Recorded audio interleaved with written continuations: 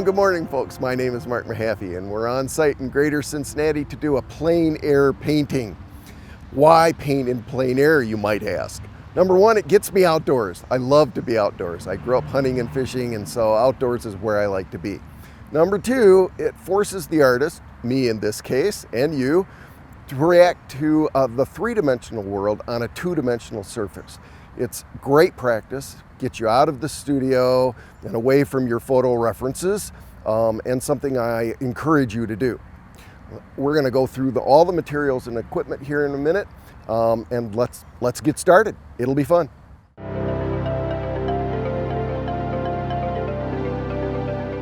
that you can see the composition before I begin. So here's my sketchbook, and off camera I did a quick compositional value plan of the railroad trestle as I see it. You'll notice that the top of the trestle I put midway. This arrow tells me that this is not a good thing. Another good reason to do a value plan or thumbnail prior to setting up. My focal area is circled. It's going to be where the white sign is down there. I can always change that. We have my darkest dark in this area, but that white sign stuck out. It's very light underneath the trestle with some shadows from trees here, shadows from trees in the foreground, shaft of light going across the road right here and up the side of the hill. So I'll set that all up on the painting panel, but this is very good because when you see me draw it on the painting panel, I'm going to make this area slightly smaller and lower it in that lower right quadrant of my painting panel.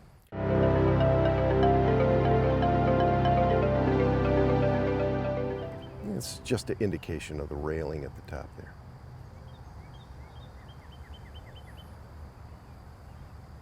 Yeah. And let's block in the trees on the right.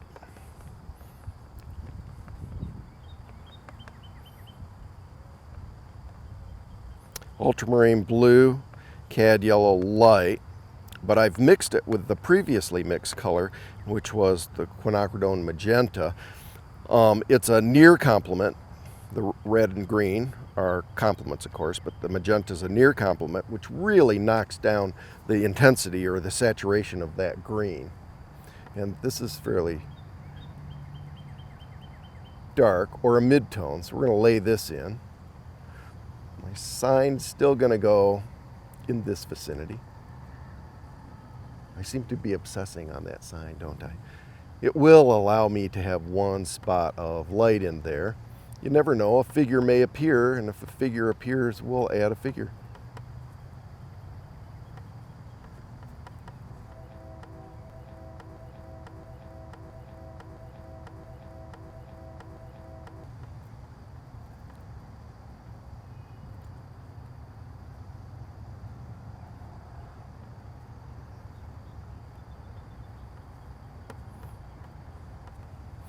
And light hits the top of that tree, so we're just going to add a little bit of light.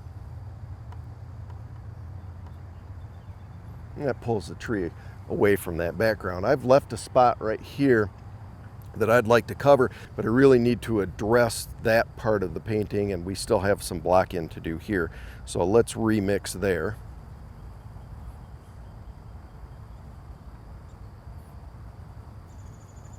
This is a little darker and a little more towards the violet. And not quite as dark as I wanted, so we're going to add more. There we go.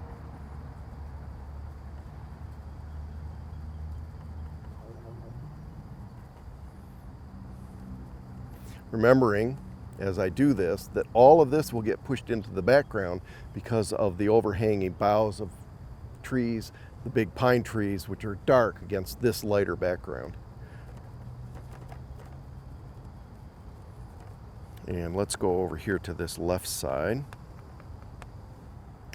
because we have some overhanging trees here. And again, that pushes a lot of this into the background. And we need to be a little darker.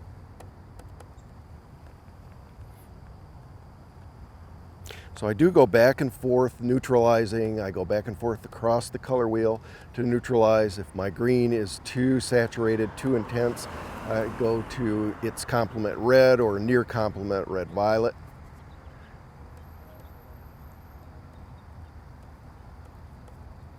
And that creates a little visual distance because we now have the bough of that tree hanging in front of the trestle here, just like we do here.